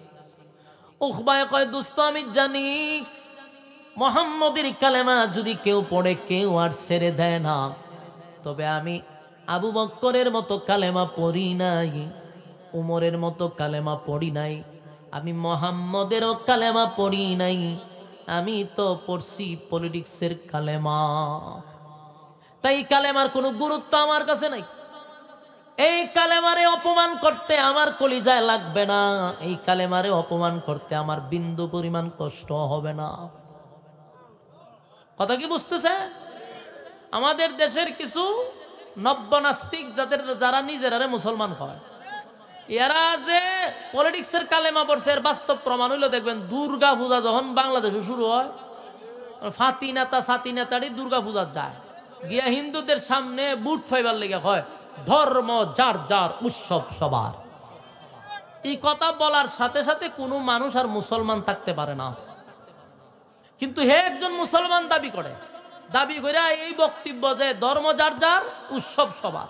আর স্লোগান শিখাই গেছি না আম্মা জানে তার নেতা কর্মীরারে, আম্মা জানের কথা হই না ফুলা ভানেও নেতাগিরি করতে গিয়া বাস হিন্দুদের দুর্গা পূজা, হিন্দুদেরকে হাত করার জন্য তোর অনেক কথা বলা আছে বল, কিন্তু এই কথা বলবি কেন ধর্ম যার যার উৎসব সবার? এটা কত বড় সাংঘাতিক কথা। ধর্ম যার যার উৎসব যদি সবারই হয়, তাহলে আমরা যে কুরবানির সময় গরু জবাই করি, তো সবগুলো মালুরের দইরাইন না গরুর গোশত খাওয়াই দেয়, খাওয়াস না কেন? তো খালি দুর্গা পূজার প্রসাদ খাওয়াস মুসলমান রে, তো তোর হিন্দু মা বাবাদের কেন সেটা গরুর গোশত খাওয়া? যদি না খায় তাহলে আর কোনোদিন ধর্ম যার যা উৎসব সবারই কথা বলবি না, সাবার দাঁত পালাই দিবেন বাইরে। বান্ডামির একটা সীমা আছে, তো ভণ্ডর গরুর ভণ্ডগল নেতাগিরি করবি, আম্মার নেতাগিরি বাদ দে আর অমুকের নেতাগিরি কর, ধর্মটারে ফুজি করস কেন? ধর্ম যার যার উৎসব, এটা আবার কোন ফাইজলামি কথা? আমার ধর্ম উৎসব আমার। ঈদের মুসলমানের উৎসব হলো ঈদ, ঈদের নামাজকে আমি পড়ি না হিন্দুরা পড়ে, তে উৎসব তো আমার, ধর্ম আমার, উৎসব আমার। ধর্ম যার যার উৎসব সবার, এটা কেমনে হয়? বিয়া করছেন আপনি আর বউ সবার, এটা মাইনে নিবে? ক্ষেত করলেন আপনি ফসল বলে সবার, এটা যেমন ইত্রামি আর ফাইজলামি। ধর্ম যার যার উৎসব সবারই কথাটাও ইত্রামি আর ফাইজলামি। ইজি কথা যদি এখন কোন নেতায় কয় বুঝবেন এটা ওই উখবার সার্গেট, এটি পলিটিক্সের কালেমা পড়ছে, এটি মুসলমান নয়, এটি রামবামদের দালাল। এরা মুসলমানের লেভেলটাকে মানুষের কাছে বিক্রি করে।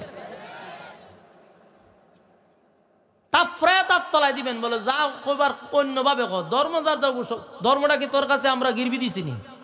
সুরা তুই ধর্ম যে হানতালা হিন্দুরারে খুশি করবার লাগিয়া, আর যদি তুই কস বলে উৎসব সবার তাহলে মাইনা নিছি, তাহলে ঈদের সময় কুরবানির গুরুর সময় সবটি হিন্দুরের গুরুর গোস্ত খাওয়াইবি, যাইটা দূরে খাওয়াই দিবি, বলে কিতা করবে? তোর আর উৎসব না গিয়া কইছে ধর্ম যার যার উৎসব সবার।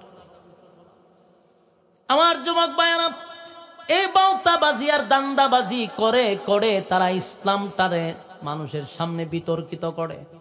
এরাই কিন্তু করে ধর্ম ব্যবসা, উল্টা আলেমদের উপরে অপবাদ দেয়। অথচ বোঝা দরকার আলেমরা জন্মের পর থেকে এই পোশাক আর এই লেবাস ধরছে, এটা ছাড়ছে না। তুই তো বেড়া জীবনে দাঁড়িয়ে রাখস না, নমাজ পড়স না, রোজা রাখস না, সুদে ঘুষে পিএইচডি করা। ইলেকশন ডাইলে হাতে তসবি লইয়া আর মাথায় একটা টুপি দেয়, বুঝুই যায় যে বাটফার। হঠাৎ টুপি লাগাইলে এটার বাটফারের মতোই লাগে। শয়তানের খালাত তো ভাই লাগাইছে টুপি, এটা কি সুন্দর লাগেনি? আমার যুবক ভাইরা, উখবা ডাক দিয়া বলেন আবু জাহিল্লারে উদ্দেশ্য করে বলে, দুস্ত আমি কালেমা পড়ছি কথা ঠিক, কিন্তু এটা যে পলিটিক্সের কালেমা, নিজের ইজ্জত বাঁচানোর জন্য, নেতাগিরি টিকায় রাখার জন্য। মোহাম্মদ যদি আমার ঘর থেকে উঠে যাইত, আমার মান সম্মান সব চলে যেত, আর নেতাগিরি আমার সব যাইতো গুল্লায়। তাই বাঁচার জন্য তাৎক্ষণিক পলিটিক্সের কালেমাটা পড়ছি, মোহাম্মদ রে খুশি করে দিলাম। আবু জাহিল্লা কয়, দোস্ত সব বুঝলাম, কিন্তু আমাদের বিশ্বাস হয় না রে, আমাদের বিশ্বাস হয় না বন্ধু, আমাদের বিশ্বাস হয় না। তুই কালেমা পরে মোহাম্মদ রে যতটুক খুশি করছস, কালেমাটা ফিরত দিয়া আমাদেরকেও এর থেকে বেশি খুশি করতে হবে। আপনার এলাকাত নাউজুবিল্লাহ থাকলে কইতে পারেন, আসিনি নাউজুবিল্লাহ? কোন সময় কোন কেউ টাটা বললে মাহন না হইলে কোন সময় কইবে? আবু জাহিল্লা কত বড় বেয়াদব চিন্তা করছে। এই জন্য আমি ইয়ং জেনারেশন, এখানে যারা ইয়ং ফুলাফান আছেন, 25-এর ভিতরে যারা আছেন, ই ওয়াজ আপনারা লেগা মনোযোগ দিয়ে শুনলেন। বন্ধু যে কত ভয়ঙ্কর, এই ওয়াজ শুনলে আপনি বুঝতে পারবেন। এই জন্য যার তার সঙ্গে বন্ধুত্ব করবেন না।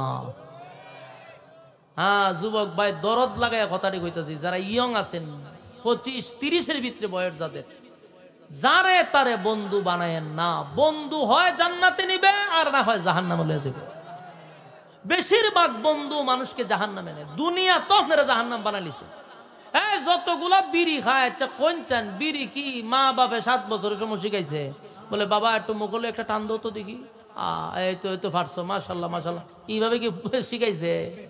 তাহলে শিখলো করতে গিয়া বন্ধু শিখায়, মা বাপে শিখায় না, আত্মীয় স্বজনও শিখায় না। ওই যে বন্ধুর লোকে চলে, বন্ধু হইলো সিগারেট করতে, হেরে কিতা শিখাইব? গাঞ্জা খাওয়া শিখাইব।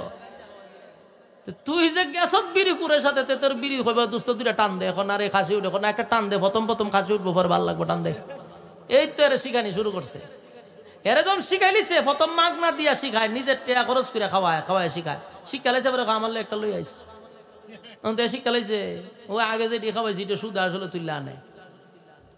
আপনি একটু খেয়াল করে দেখেন, যতগুলা সিগারেট মানুষ খায়, এখানে যারা মুরব্বী আছে এরাও তো খায়, কিন্তু এরাও যে খাইছে, এরারও ওই সময় বন্ধুত্ব শিখছে। কারণ এটি কেউ আত্মীয় স্বজনে শিখায় না, এটি বন্ধু শিখায়। যারা নেশাগ্রস্ত, জুয়া যেটি খেলে, জুয়া এখন তো শুরু হয়েছে মোবাইলে জুয়া খেলা, ঠিক না? এই যে জুয়া খেলা শিখছে, শিক্ষা ফুতের লেখাপড়া তো শেষ হই, এরপরে বাপের জাগা সম্পত্তি সব শেষ। এই জুয়াটাও বন্ধুর থেকে শিখছে, একা একা শিখে নাই। এরপরে নেশাগ্রস্ত, ট্যাবলেট খায়, ইয়াবা খায়, নেশা, যত ধরনের নেশা দ্রব্য আছে, এটা সব বন্ধুত্বে শিখে। এই জন্য সাবধান সাবধান, বন্ধুত্ব যার তার সাথে করবেন না। এই বন্ধুর কারণে হয়তো জাহান্নামের ভিতরে যাবেন, আর না হয় বন্ধুর কারণে আবার কেউ জান্নাতে যাবে। যার সাথে যার মহব্বত, তার সাথে তার কিয়ামত। যার তার সাথে বন্ধুত্ব কইরো না। ভালো মানুষের সঙ্গে যদি চলো, একটা বাক্য আছে আমাদের গ্রামের, প্রবাদ আছে, সৎ সঙ্গে সৎবাস, অসৎ সঙ্গে সর্বনাশ। এটা আসেনি আপনার এলাকা? সঙ্গী গুণে লোহা জলে বাসে, লোহা কিন্তু একা একা পানির উপর দিয়া বাসে না। লোহাটা যখন কোনো কাঠে আপনি প্যারাক মেরে দিবেন, কাঠটা নদীতে ছেড়ে দিলেই লোহাটারে লইয়া খাটে চলে যায়। তার মানে সঙ্গী গুণে লোহা জলে বাসে। সৎ সঙ্গে সৎবাস, অসৎ সঙ্গে সর্বনাশ। আমার যুবক ভাইদেরকে বলি, বন্ধু নির্বাচন করার ক্ষেত্রে খুব সাবধান। তাকায়া দেখেন, আমার নবীর বন্ধু ছিল আবু বকর। আবু বকর কেমন একজন বন্ধু বানাইছে। বন্ধু সাবধান। আপনার যদি বন্ধু তালাশ করে না পাওয়া যায়, মসজিদের মুয়াজ্জিনের সঙ্গে বন্ধুত্ব করেন, তাও ভালো, সে নামাজ পড়ে। মুয়াজ্জিন কারো মানুষের সাথে সিগারেট খায় না, মুয়াজ্জিন কারো মানুষের সম্পদ দখল করে না, মিথ্যা কথা বলে না, চুরি বাটপারি করে না। সে সৎ মানুষ, আজান দেয়, নামাজের একামত দেয়, মসজিদ পরিষ্কার করে, যার জিন্দিগি খুব সুন্দর। দুনিয়াতে যদিও এই চাকরিটাকে মানুষ নিম্ন চাকরি মনে করে, কিয়ামতের কঠিন ময়দানে মুয়াজ্জিনদের সম্মান থাকবে সবার উপরে। জোরে জোরে কোন সুবহান। আপনি যদি বন্ধু তালাশ করে না পান, আমি ওয়াদা দিলাম আপনি মসজিদের ইমাম রে বন্ধু বানায়া নেন, তাও আপনার জীবন ধন্য। ইমাম 5 ওয়াক্ত নামাজ পড়ে এবং পড়ায়, এর থেকে ভালো মানুষ কোথায় পাবেন? তাহলে আপনি বন্ধু না পাইলে ইমামের সঙ্গে বন্ধুত্ব করেন। তারপরও বাজে মানুষের কাছে যাবেন না। সে আপনার দুনিয়াটাকেও ধ্বংস করে দিবে, সে আপনার পরকালটারেও ধ্বংস করে দিবে। দুনিয়ার জিন্দেগি আপনার শেষ করে দিবে, পরকালের জিন্দেগি আপনার ধ্বংস করে দিবে। তাই আমি প্রত্যেকটা গার্জিয়ান যারা আছেন, যাদের ছেলে সন্তান আছে, মুরব্বী বাবাদেরকে বলছি, এই কথাটি আপনাদের জন্য বড় দামি কথা, হীরার চেয়েও দামি, এর থেকে দামি কথা হতে পারে না। নিজের সন্তানকে যদি কন্ট্রোলে না রাখতে পারেন, আল্লাহর কসম, আল্লাহর কসম, এই সন্তান যদি এখনই কন্ট্রোলে না রাখতে পারেন, আপনার জীবন ব্যর্থ। ব্যর্থ বাবা হিসাবে আপনি লজ্জিত, আপনার মতো ব্যর্থ নাই। কারণ মানুষের সবচেয়ে বড় সম্পদ হইল সন্তান। সন্তান যদি ভালো হয়, বাবার গর্বের কোনো সীমা নাই। সন্তান যদি খারাপ হয়, বাবার লজ্জার কোনো সীমা নাই। দিন 14টা বিশাল লই এমন লাগে, ঠিক নেই? কথা কই না তুই, এগুলা কিন্তু লজ্জা। যারা আপনাদের এলাকার একজন বক্তা আছে, কিশোরগঞ্জের একজন বক্তা হলো সুরে বেলালি, নাম শুনছেন না? লোকটা শুনছি সৎ মানুষ, সরল সোজা, ভালো, কিন্তু ফুলা একটা বড় মারাত্মক ডেঞ্জারাস। এই ছেলের কারণে বেচারার মান সম্মান ইজ্জত সব শেষ করছে। নিজে বাবা হইয়া জেলখানায় কয়েকবার ঢুকাইছে। হেরে কয় হুজুর আমার জীবন শেষ, আমার মান সম্মান শেষ, আমার কেতি যা করছিলাম সব এই ফুলায় ধ্বংস করছে। রে আমি নিজে বাপ হইয়া জেলখানা ঢুকাইছি। হেম আমাদের নাম দিয়া, যেমন আমার নাম সোহাইব আহমদ আশরাফি, হে সোহাইব আহমদ আশরাফি দিয়ে আইডি খুললা এই মানুষের মেসেজ দেওয়া হয়, আমি আশরাফি বলছি, প্রোগ্রাম লাগলে যোগাযোগ করুন। আর এখানকার যুগের মানুষ এত বলদ, এরাও বুঝে না যে বক্তা হইয়া তোর কাছে প্রোগ্রাম চামো আমি। তো হেও বিশ্বাস করে 20,000 30,000 দেয় ভাড়াইয়া, ভাড়াইয়া দিয়া কথা উতা কইয়া দরাউরা খাইয়া এখন বেখাচা খাইয়া বইয়া থাকে। পরে কান দে হজুর টিয়া দিছে আপনার, এখন মনে করি সময় খাসা কঞ্চিতে বাইরিতাম। বেটা আমারই সময় আছে, তোর ফেসবুকে আমার মা প্রোগ্রাম আয় কয়েক হাজার, আমি ঠেলাইয়া প্রোগ্রাম বিদায় করতে পারি না, আমি ফেসবুকে গিয়া কমো যে প্রোগ্রাম লাগবো। কত বড় মাথা মোড় হইলে এই ফাল্লাত করতে পারে। হের বিচার উনতে উনতে কিশোরগঞ্জের সুরে বেলালি সাহেবের ছেলে যে একটা, হে যে কত প্রতারণা করছে এটা বলার মতো না। লাখ লাখ টাকা হাতায় নিছে আমরা নাম দিয়া, আমার নাম, আরিফ বিন হাবিব সাহেবের নাম, এরপরে অহন রফিকুল ইসলাম মাদানির নাম দিয়া এই সমস্ত বন্ডামি করে লক্ষ লক্ষ টাকা নিছে। এই যে বাপ তো ছিল আলেম, কিন্তু এর কারণে মুখ দেখাইতে পারে না, বেচারা কান্দে মাঝে মধ্যে যে হের কারণে আমার মান সম্মান শেষ। তেজ্য পুত্র করছে, হুজুর তেজ্য পুত্র করে দিছে, এর সাথে আমার কোনো সম্পর্ক নাই। বলুন তো দেখি, সন্তান যদি ভালো হইতো এই কথা বলতো? বেটার ভিতরে কত কষ্ট। এই জন্য সন্তানগুলারে আপনি মানুষ করতে হবে, কন্ট্রোলে রাখতে হবে, বয়স কম থাকতে।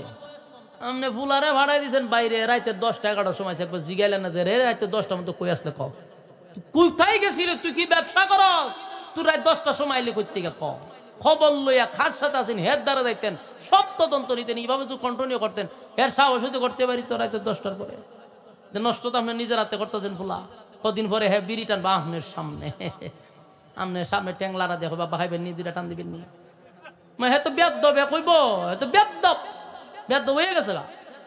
এটার জন্য আপনি দায়ী, হে দায়ী না, কারণ আপনি কন্ট্রোল আনতে পারছেন না। আমি যে কথাগুলি বলতেছি, বর্তমানের পরিস্থিতি এতটা ভয়াবহ, এতটা ভয়াবহ, আমাদের কাছে মানুষ ফোন দিয়া কই হুজুর দোয়া কইলেন ফুলাটা একটা জাউরা। আমি কই জাউরা হইছে কেমনে? তুই জাউরা বানাইছস সুরা, তুই তো গাড় দিছত না। ফুলা জন্ম দিছেন, কিন্তু তারে কন্ট্রোলে আনার দরকার আছে না নাই? দিনই শিক্ষা দেন, মাদ্রাসায় ভর্তি করান, লেখাপড়া করান, গার্ড দেন, তাহলে সন্তান আপনাকে জান্নাতে নিবে। আর না হয় সন্তানে বুকও পাড়া দিয়া জাহান্নামে যাইব। হাসরের মাঠে মা বাবার বুকে পাড়া দিয়া জাহান্নামে যাবে। আল্লাহ আমার দোষ নাই, আমার মা বাবা চাইলে আমারে কন্ট্রোল করতে পারতো, এরা আমারে ছেড়ে দিছে, আমার মনে যাটা যাইটা করছি, ফিটা তো এও খাইবো, আমরাও খাইবেন, ছাড় দেওয়া হবে না। এই জন্য আল্লাহ দেখেন আয়াতে কি বলছে জানেননি? ইয়া আইয়ুহাল্লাযীনা আমানু কু আনফুসাকুম ওয়া আহলিকুম নারা। এখানে আল্লাহ বলেন, হে ইমানদাররা, তোমরা নিজে জাহান্নাম থেকে বাঁচো এবং তোমার আহাল, মানে সর্বপ্রথম পরিবারের কথা কইছে। আমনে জাহান্নাম থেকে একা বাঁচলে হবে না, আপনার পরিবারের বাঁচাইতে হবে। কথা কি বুঝতেছেন আমার যুবক ভাইরা? তাই আমি আপনাদের হাতে পায়ে ধরে বলি, আমার কথাগুলি অবহেলা করবেন না। বন্ধু নির্বাচনের ক্ষেত্রে সাবধান, যারে তারে বন্ধু বানাইবেন না। এই বন্ধু আপনার জাহান্নামে যাওয়ার কারণ হতে পারে। এই বন্ধুটা আপনাকে জান্নাতেও নিতে পারে।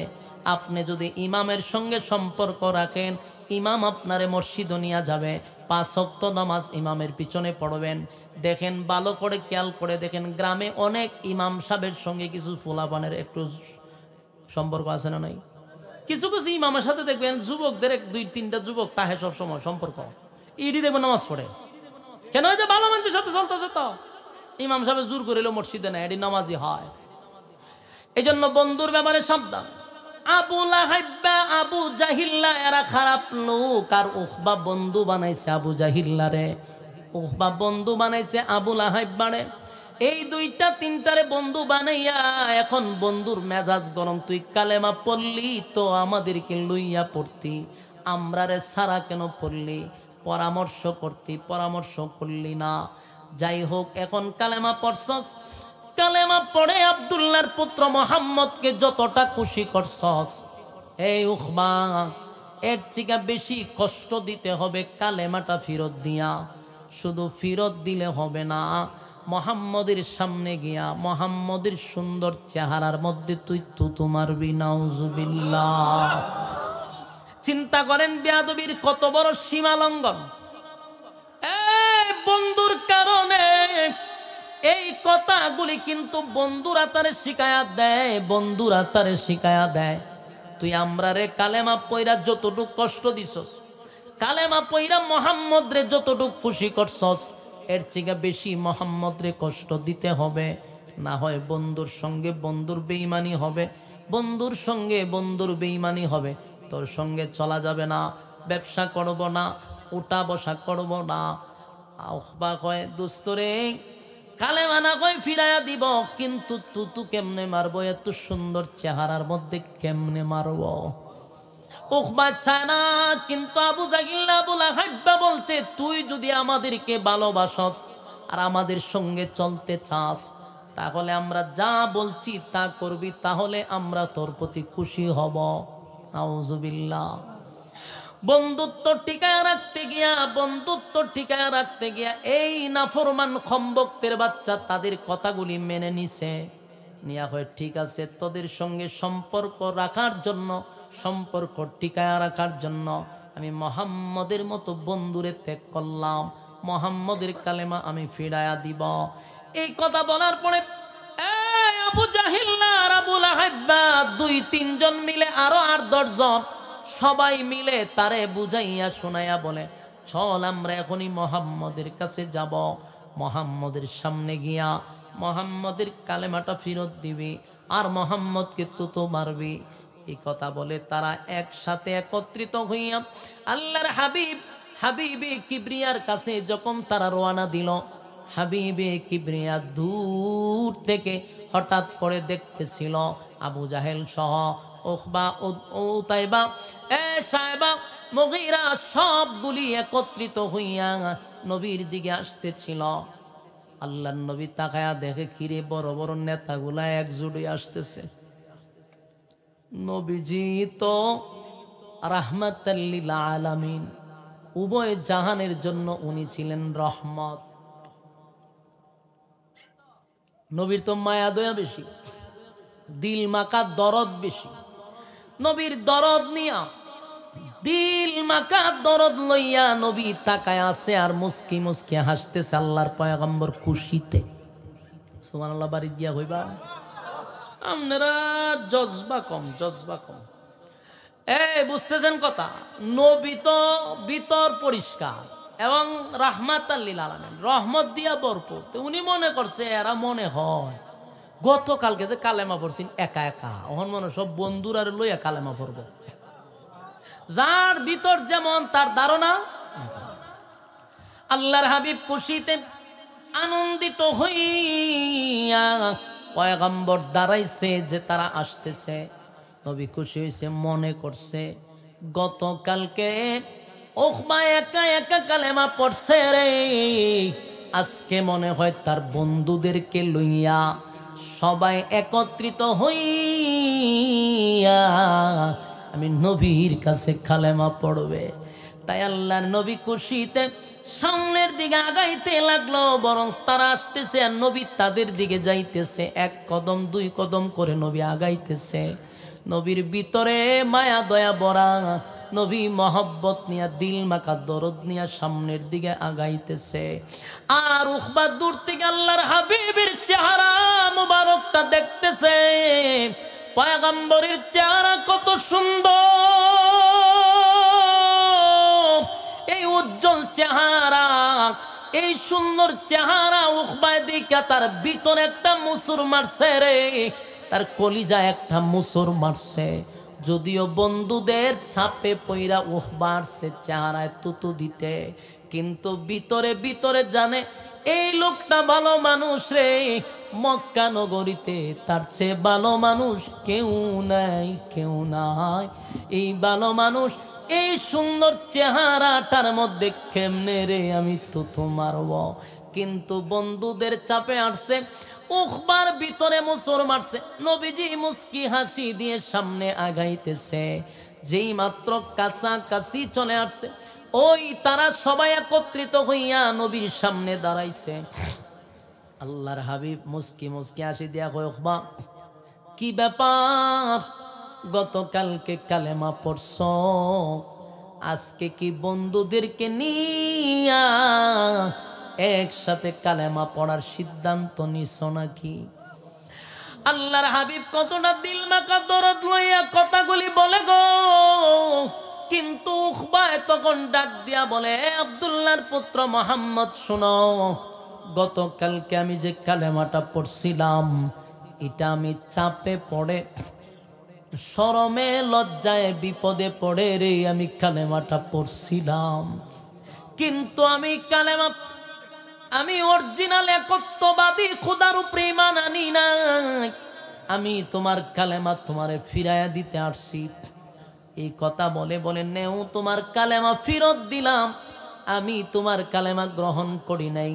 এই কথা বলে আসার সময় আমার নবীর সুন্দর চেহারার মধ্যে সে থুতু মারছে। আরো জোরে কর নাউজুবিল্লাহ। এ কত বড় নাফরমান, আল্লাহর নবীর সুন্দর নুরানি উজ্জ্বল চেহারার মধ্যে সে থুতু মারল রে। নবীর কত সুন্দর চেহারা, যেই মাত্র চেহারার মধ্যে থুতু মারছে, আল্লাহর হাবিবের যেমন আসমান ভেঙে মাথায় পড়লো, নবীজি আর সহ্য হয়ে গেল।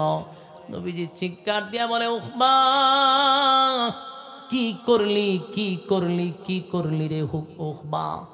গতকালকে আমি নবী তোরে কালেমা পড়াইয়া জান্নাতের সার্টিফিকেট তোর হাতে ধরাইয়া দিলাম, আর আজকেই তুই জাহান্নামের সার্টিফিকেট নিয়ে গেলি।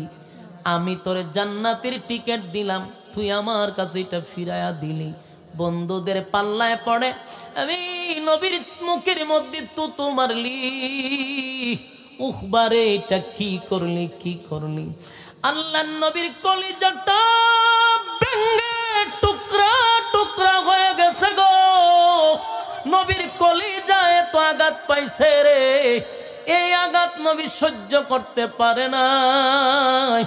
এতগুলা মানুষের সামনে আমার নবীর চেহারায় থুতু মারছে। যেই চেহারা নিয়ে আল্লাহ কসম করে নবীর চেহারা সুন্দর, আল্লাহ নবীর চেহারা নিয়ে পর্যন্ত কসম করছে। আল্লাহ বলেন, ওয়াদ্দুহা ওয়াল্লাইলি ইযা সাজা। ওয়াদ্দুহার দুইটা ব্যাখ্যা, একটা হলো দিনের আলোর কসম, ওয়াদ্দুহার আর একটা ব্যাখ্যা হলো নবী আপনার সুন্দর উজ্জ্বল চেহারার কসম। যেই নবীর চেহারা নিয়ে আমার মালিক কসম করে, সেই চেহারার মধ্যে উকবায় তুতু মারছে। আমার নবীর কলিজাটা ভেঙ্গে টুকরা টুকরা হয়ে গেছে। আল্লাহর নবী বলেন, উকবা কি করলি?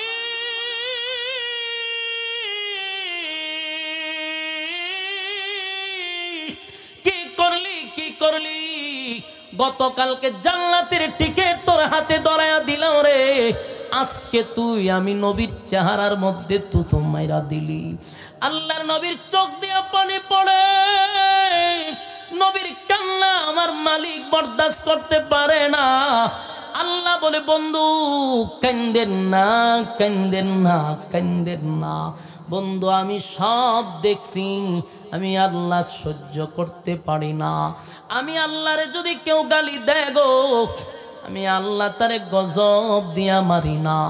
আমি আল্লাহরে যদি কেউ গালি দেয়, আমি তারে গজব দিয়া মারি না, টাডা ফালায়া মারি না। কারণ আমি বানাইছি, আমারে গালি দেয় আমার কষ্ট লাগে না। সকালে গালি দিলে বিকালে খাবার রেডি থাকে। সুবহানাল্লাহ। আল্লাহ কয় আমি মারি না, কিন্তু আমার বন্ধুরে যদি কেউ গালি দেয়, আমার বন্ধুর সঙ্গে যদি কেউ বিয়াদবি করে, আমি আল্লাহ এটা বরদাস্ত করতে পারি না। আবু লাহাইবার ছেলে নবীর সঙ্গে বিয়াদবি করছিল, আবু লাহাব বিয়াদবি করছিল, সূরা লাহাব নাজিল হয়ে গেছে। এই আবু লাহাবের ছেলে নবীর বিরোধিতা করছে, নবীর সাথে বিয়াদবি করছে, নবীর সঙ্গে চরম পর্যায়ের বিয়াদবি করছিল আবু লাহাবার ছেলে। তার মানে নবীর মেয়ের জামাই আবু লাহাবের ছেলে এক সময় নবীর মেয়ের বিয়া দিছিল আপন চাচাতো ভাইয়ের কাছে। জামাই হইয়া নবীর সঙ্গে বিয়াদবি যখন করছে, আল্লাহর নবী বলেন, মালিক কোন সময় আমি অভিশাপ দেই না, কিন্তু তার বেয়াদবিটা সীমা লঙ্ঘন করছে, আমি নবী বরদাস্ত করতে পারছি না। আপনার কুত্তা সমূহ থেকে একটা কুত্তা তার পিছনে লাগায়া দেন। সুবহানাল্লাহ। বলেন আমার নবী যদি দোয়া করে, এই দোয়া কি ফিরত আসবে রে? দোয়া ফিরত আসবে না। শেষে দেখা গেল আবু লাহাইবার ছেলে কুত্তার ভয়ে ভয়ে জীবন গেছে। একদিন ব্যবসা করার জন্য সিরিয়া গেছে, হঠাৎ করে রাত্রে তারে বাগে কামড়াইয়া কল্লা মল্লা সিরা সব বাগ বাগ করে লইছে। সাথে সাথে আল্লাহ দোয়া কবুল করেছে। ঠিক উকবা যখন নবীর চেহারার মধ্যে তুতু মারছে, কেমন নবীর চেহারা, যেই নবীর চেহারা বলতে কি নবীর শরীরের মধ্যে আমার মালিক কোনোদিন একটা মশার মাছিরও বসতে দেয় নাই। সুবহানাল্লাহ। এই শরীরে এই চেহারায় মাছি মশা বসে না, শরীর থেকে মেশকে আম্বরের গ্রাণ বাহির হয়ে গো, আমার নবীর শরীর দিয়া গ্রাণ বাহির হয়। নবীর শরীরে মশাও বসে না, মাছিও বসে না। এই শরীরটার মধ্যে কেমনে রে তুতু মারল? আল্লাহ বলেন, বন্ধু আপনাকে কান্দিল না, আপনার কান্না আমি আল্লাহ বরদাস্ত করতে পারি না গো নবী। নবীর আল্লাহ তখন সান্ত্বনা দিয়া, নবীর সান্ত্বনা দেওয়ার জন্য এই ঘটনারে কেন্দ্র কইরা এই ঘটনাস্থলে আমার মালিক সূরা ফুরকানের 26 এবং 27 নম্বর আয়াত নাজিল করে। এখন বুঝছেন ঘটনাটা কি করছে? কথা কই ওয়াজ করতে এই এতক্ষণে বুঝছেন কেন আয়াত নাজিল হইছে? এই আয়াতগুলি নাজিল হয়েছে এই ঘটনারে কেন্দ্র করে আমার আল্লাহ তখন নবীরে সান্ত্বনা দেওয়ার জন্য আল্লাহ ঘটনাস্থলে আয়াত নাজিল করে জানায়া দেন, ওয়ায়াউমা ইয়া'আদ্দুজ যালিমু আলা ইয়াদাইহি ইয়াকুলু ইয়া লাইতানি ইত্তাখাযতু মা'আর রাসূলি সাবিলা ইয়া ওয়াইলাতা লাইতানি লাম আত্তাখিয ফুলানান খলিলা। আল্লাহ বলে, বন্ধু উকবা আপনার ক্ষতি করে নাই গো, উকবা আপনার ক্ষতি করে নাই। উকবা তার নিজের মাথায় নিজে কুড়াল মারছে, নিজের মাথায় নিজে কুড়াল মাইরা দিছে, নিজের হাতে কালেমা পড়াইয়া জান্নাতের টিকিট ধরায়া দিলেন। বন্ধুদের পাল্লায় পড়ে জাহান্নামের টিকিটটা বাইছা নিছে, জান্নাতের টিকিট ফিরাইয়া দিছে। আল্লাহ বলেন, ويوم يعض الظالم على يديه يقول يا ليتني اتخذت مع الرسول سبيلا। আল্লাহ বলে বন্ধু সে আপনার ক্ষতি করে নাই, আপনার ক্ষতি করে নাই। এই উকবা জাহান্নামের ভিতরে যেদিন যাবে সেদিন গেন্ডারির মতো, গেন্ডারি বুঝুননি আপনারা, উষার চিনুননি, কেমনে খায়, সাবায়া সাবায়া সিবায়া সিবায়া গেন্ডারি খায়। আল্লাহ বলেন এই উকবা জাহান্নামের ভিতরে নিজের হাতগুলি গেন্ডারির মতো চাবাইতে থাকবে, চাবাইতে থাকবে আর বলতে থাকবে হায় আফসোস, হায় আফসোস, হায় আফসোস, হায় আফসোস। নিজের হাতগুলি নিজেই চাবাইতে থাকবে, নিজের হাতগুলি নিজে গেন্ডারির মতো চাবাইতে থাকবে আর বলবে হায় আফসোস, হায় আফসোস। মোহাম্মদের মতো একটা বন্ধু পাইয়া দুষ্ট বন্ধুর পাল্লায় পড়ে এমন বন্ধুটারে আমি হারাইলাম। আজকে যদি অমুকের ইয়া ওয়াইলাতা লাইতানি লাম আত্তাখিজ ফুলানান খলিলা, অমুকের ছেলের সাথে তমুকের ছেলের সাথে আমি যদি না চলতাম, অমুকের সাথে সম্পর্ক যদি না করতাম, আমি যদি মোহাম্মদরে বন্ধু বানাইছিলাম, মোহাম্মদের সঙ্গে যদি সম্পর্ক থাকত, তাহলে আজকে আমার পরিণতি এমন হতো না। এমন দুষ্ট বন্ধুদের পাল্লায় পড়ে আজকে চিরস্থায়ী জাহান্নামের আগুনে জ্বলতেছি। জান্নাতের টিকিট পাইয়া বন্ধুদের কারণে জাহান্নামের টিকিট নিলাম, জান্নাতের টিকিট ফিরাইয়া দিলাম। আফসোস করবে, বলবে হায় আফসোস, কেমন বন্ধু হারাইলাম, মোহাম্মদের মতো বন্ধু হারাইলাম। আল্লাহ বলে বন্ধু আপনি কান্দেন না। এই উকবা নিজে আফসোস করবে, নিজের মাথায় নিজে কোরাল মারছে গো, আপনি নবীর কোনো ক্ষতি করতে পারে নাই।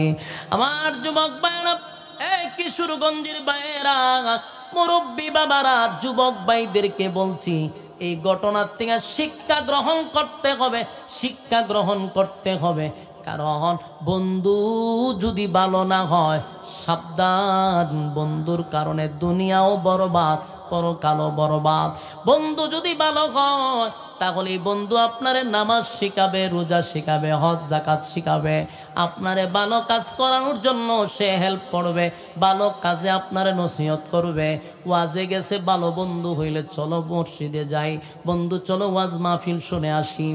বন্ধু যদি খারাপ হয় তাহলে আপনাকে নেকির কাজ করতে দিবে না, সে আপনারে বদ কাজ করার জন্য উস্কানি দিবে, কারণ সে নিজে খারাপ, আপনারে ভালো হতে দিবে না।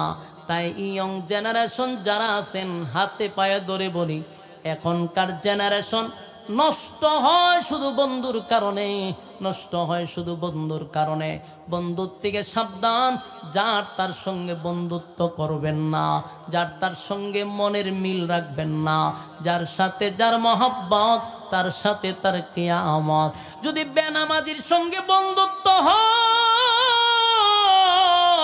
কিয়ামতের ময়দানে আপনি যখন দাঁড়াবেন আপনি বলবেন ফেরেশতারা রে, আমি তো নামাজ পড়তাম মসজিদে গিয়ে, আমি একজন নামাজি ব্যক্তি, কিন্তু আমারে কেন তোরা বেনামাজির সঙ্গে দাঁড় করাইলি?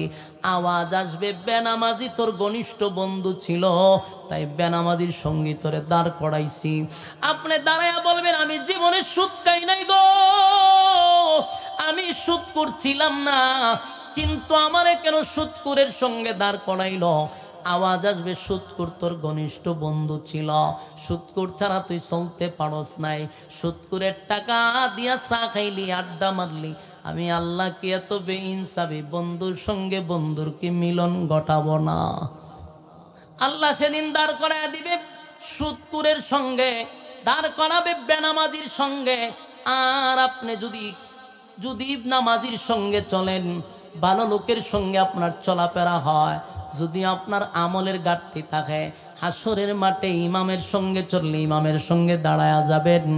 আলেম ওলামার সঙ্গে সম্পর্ক রাখলে ওলামায়ে কেরামদের সঙ্গে দাঁড়ায়া যাবেন। সিদ্ধান্ত তো আমার না, সিদ্ধান্ত আপনার। আর আমরা চলবো ভালো লোকের সঙ্গে না খারাপ লোকের সঙ্গে? সঙ্গী যদি ভালো না হয় উপায় নাই, উপায় নাই, সঙ্গীটা ভালো রাখতে হবে। তাকায়া দেখেন আল্লাহর হাবিব রাহমাতুল লিল আলামিন পয়গম্বর আমার, উনি কিন্তু বন্ধু বানাইছে আবু বকর রে, উনি বন্ধু বানাইছেন হযরত ওমর। এই আবু বকর সিদ্দিক রাদিয়াল্লাহু তাআলা আনহু, উনি কিন্তু পয়গম্বরের জন্য জীবন দিতে প্রস্তুত ছিল, ওমর নবীর জন্য জীবন দিতে প্রস্তুত ছিল। আবু বকর নবীর জন্য মাইর খাইছে, বেহুশ হয়ে গেছে। এই আবু বকর নবীর চেহারার দিকে তাকায় বলতো, হুজুর আপনার চেহারা দেখলে আমার যে খিদা নিবারণ হয়ে যায়, আমার মন চায় আমার বন্ধুর দিকে আমি তাকায়া থাকি।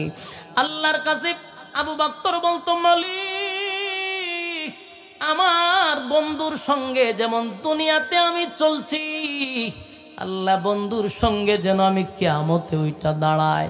তাই আল্লাহর নবীও নসিহত করে গেছেন, দুনিয়াতে আমার বন্ধু ছিল আবু বকর, আমার কবরের বন্ধুও হবে আবু বকর, আমার কবরের বন্ধু হবে হযরত ওমর।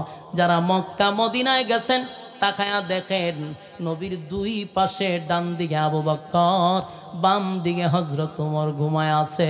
চিৎকার দিয়া কোন সুবহান। যার সাথে যার বন্ধুত্ব হবে, যার সাথে যার মহব্বত হবে, তার সাথে তার কিয়ামত হবে। যে যার সঙ্গে যত সম্পর্ক, হাসরের মাঠে উঠা দেখেন আপনার পাশে দাঁড়ায় দিচ্ছে। আপনি সুদকুরের সঙ্গে চললে দেখবেন সুদকুর আপনার পাশে দাঁড়ায় আছে। এটা স্বাভাবিক নয় রে, এটা বড় ভয়ঙ্কর ভয়ঙ্কর কথা, এটা স্বাভাবিক না। তখনকার সিচুয়েশন এমন হবে, আপনি চিৎকার মারতে থাকবেন আর বলবেন, আল্লাহ আমি একটা টাকাও কোনোদিন সুদ খাই নাই, আল্লাহ আমি 5 ওয়াক্ত নামাজ পড়লাম, সুদ খাই নাই, কিন্তু সুদকুর আমার পাশে দাঁড়ায় আছে। আপনার অপরাধ হলো দুনিয়ার জমিনে সুদকুরের সঙ্গে উঠা বসা করছেন, সুদকুরে কলিজা দিয়া মহব্বত করছেন, তাই সুদকুরের সঙ্গে দাঁড়ায়া গেছেন। জেনাকুরের সঙ্গে সম্পর্ক, জেনাকুরের সঙ্গে দাঁড়ায়া গেছেন। আমার যুবক ভাইয়েরা, শেষ একটা কথা বলে যাই, ওয়াজ মাহফিলে বক্তাদেরকে আনা হয় কিছু দিনই কথা শোনার জন্য, কিছু কথা জানার জন্য। কি বাড়িতে লইয়া যাইবেন রে? আজকের ওয়াজ হলো, জীবনে যতদিন বেঁচে থাকবেন কোনো খারাপ লোকের সঙ্গে সম্পর্ক করবেন না। সামাজিকতা বজায় রাখতে গিয়া হিন্দুর লগেও চলতে হয়, দুষ্ট লোকের লগেও চলতে হয়, এটা হলো সামাজিকতা। হাই এলু দিয়া চলবেন, কিন্তু কলিজা দিয়া কাউরে মহব্বত করা যাবে না। কথা কোন ঠিক? যেই লোকটা দেখবেন আল্লাহ ওয়ালা, নামাজ পড়ে, আল্লাহর হক আদায় করে, ওই লোকটারে কলিজাটা দিয়া বেশি ভালোবাসবেন। তার সঙ্গে আল্লাহ যেন আপনার হাসর করায় দেয়, দোয়া করবেন। আমার যুবক ভাইরা, এই পৃথিবীতে যারা যত খারাপ হয়েছে সব বন্ধুর কারণে, বন্ধুর কারণে। উকবা হাসরের মাঠে চিৎকার দিয়া বলবে, হায় রে বন্ধুদের কথা শুই না, কালেমাটা পইরাও কালেমাটা ফেরত দিলাম, এই আফসুস করবে আর হাত কামড়াইতে থাকবে। এ যুবক ভাইয়েরা, কোরআনের আয়াত নাজিল হয় তার বিশেষ কোনো প্রেক্ষাপটে, বিশেষ কোনো কারণে, কিন্তু তার হুকুমটা থাকে কিয়ামত পর্যন্ত। কিয়ামত পর্যন্ত হুকুম, তার মানে এই ওয়াজ শুধু উখবার জন্য নয়, এই ওয়াজ কিয়ামত পর্যন্ত সমস্ত উম্মতি মুহাম্মদীর জন্য। এটা খালি উখবার জন্য, এই উখবার জন্য নয় গো। এখনো সমাজে বন্ধুর কারণে বন্ধু জাহান্নামে যাবে, বন্ধুর কারণে বন্ধু জাহান্নামে যাবে। মসজিদে আজান হয়, বন্ধু দোকানে মারে আড্ডা, আরো 4-5 বন্ধু লইয়া আড্ডা চলতেছে। একটা লোকেও কয় না বন্ধু আজান দিছে চল আমরা মসজিদে যাই। এমন বন্ধু বানাইলি, আজান দিলেও তোরে বলে না মসজিদে চল। যতবার নেশায় মগ্ন, জুয়া খেলায় মগ্ন, এমন বন্ধু বানাইলি, একটা বন্ধুও কয় না বন্ধু এগুলার দ্বারায় ক্ষতি, বন্ধু জীবন ধ্বংস, দুনিয়া ধ্বংস, পরকাল ধ্বংস, এমন কাজ করা যাবে না। বন্ধুয়ে বলে না এমন বন্ধুর দরকার নাই। একা একা চলেন, তারপরে এমন বিষাক্ত বন্ধু নিয়ে চলাফেরা করা যাবে না। আমার কথায় কি আপনারা কষ্ট পাইছেন? কারা কারা আমার কথায় একমত? হাত তুলা দেখায়া দেন।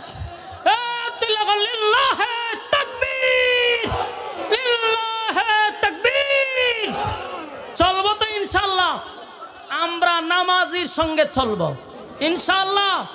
আমরা আলেমদের সঙ্গে সম্পর্ক রাখবো, মসজিদের মুয়াজ্জিনের সঙ্গে প্রয়োজনে সম্পর্ক রাখবো, প্রয়োজনে মসজিদের খাদেমের সঙ্গে সম্পর্ক করব, কারণ ওই দুষ্ট বন্ধুর চিকা বহুত ভালো। ঠিক কিনা বলেন? ভালো লোকের সাথে চলবেন, বন্ধুর দ্বারায় জান্নাত, বন্ধুর দ্বারায় জাহান্নাম। এই জন্য বন্ধু নির্বাচনে যদি আপনি ঠইকা যান তো দুনিয়া তো টকলেন, পরকালও টকলেন। কথা বুঝতেছেন? এই জন্য চলবো ভালো মানুষের সঙ্গে, সৎ সঙ্গে সৎবাস, অসৎ সঙ্গে সর্বনাশ।